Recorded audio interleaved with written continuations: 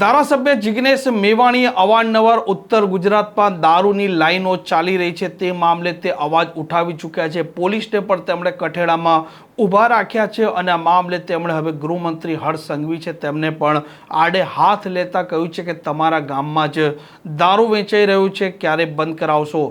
વૈષ્ણવજન તો તેને કહીએ જે પીડ પરાઈ જાનાને રે। નમસ્કાર, આપ જોઈ રહ્યા છો નવજીવન ન્યૂઝ અને હું છું આપની સાથે તોફિક ગાંચી। બનાસકાંઠાના વડગામના ધારાસભ્ય જિગ્નેશ મેવાણી આજ ઉત્તર ગુજરાતમાં દારૂની લાઈનો ચાલી રહી છે। વાવ થરાદમાં એનડી ડ્રગ્સનું વેચાણ છે અને તે પોલીસને પણ કઠેડામાં ઊભા રાખતા કહે છે કે પોલીસ પણ આ કાર્યમાં સંડોવાઈ છે અને આ વખતે તેમણે જૂના ડીસા છે, જૂના ડીસામાં ફરી એક વખત દારૂના દૂષણનો મામલો ઉજાગર કર્યો છે અને આ ગામ ગૃહમંત્રી હર્ષ સંઘવી છે તેમનું તે કહે છે અને જે પ્રકારે આ મામલે તે ઉજાગર કરતા કહે છે કે તમારી પોલીસને કહો કે તમારા ગામમાં દારૂનો ધંધો બંધ કરાવે। આજે મને ખબર પડી કે આ તો પેલા 8 ચોપડીનું કામ છે।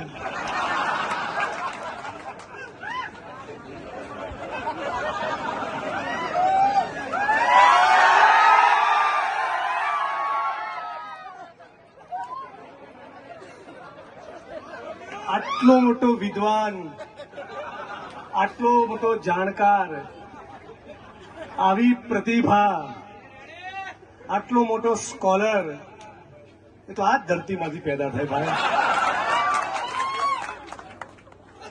ધન્ય છે આ ધરાને, ધન્ય છે જૂના ડીસાને, જેને 8 ચોપડી પાસ આવવાના હંગર્યા છે ભાઈ।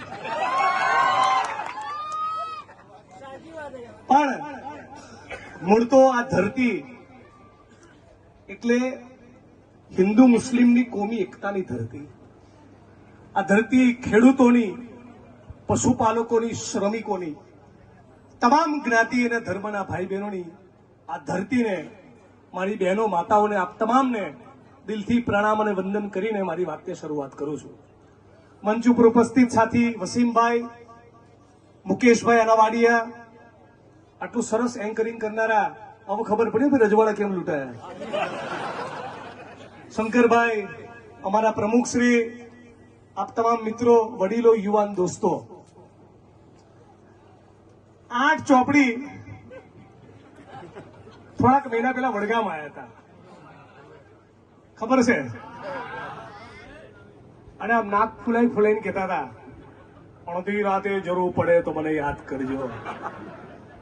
તો બોલો જૂના ડીસાના મિત્રો, તમને તમારા મા બાપના સોગન છે, આ હર્ષ સંઘવીના વતનના ગામમાં બધા જ કેમેરો બતાવજો, બોલો દારૂના અડ્ડા ચાલે છે કે નહીં? ચાલે છે કે નહીં? આ જૂના ડીસા હર્ષ સંઘવીના વતનના ગામમાં બોલો બેન દીકરીઓ, માતાઓ, દારૂના અડ્ડા ચાલે છે કે નહીં? બોલો યુવાન મિત્રો, જેન્સી, દારૂના અડ્ડા ચાલે છે કે નહીં? અને વડગામ આવીને કે છે કે મને અડધી રાતે યાદ કરજો।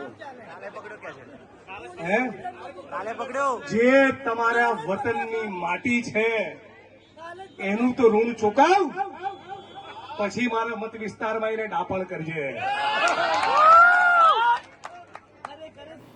આ પ્રકારના સમાચાર માટે નવજીવન ન્યૂઝની આ ચેનલને લાઇક, શેર અને સબસ્ક્રાઇબ કરવાનું ભૂલતા નહીં। નમસ્કાર।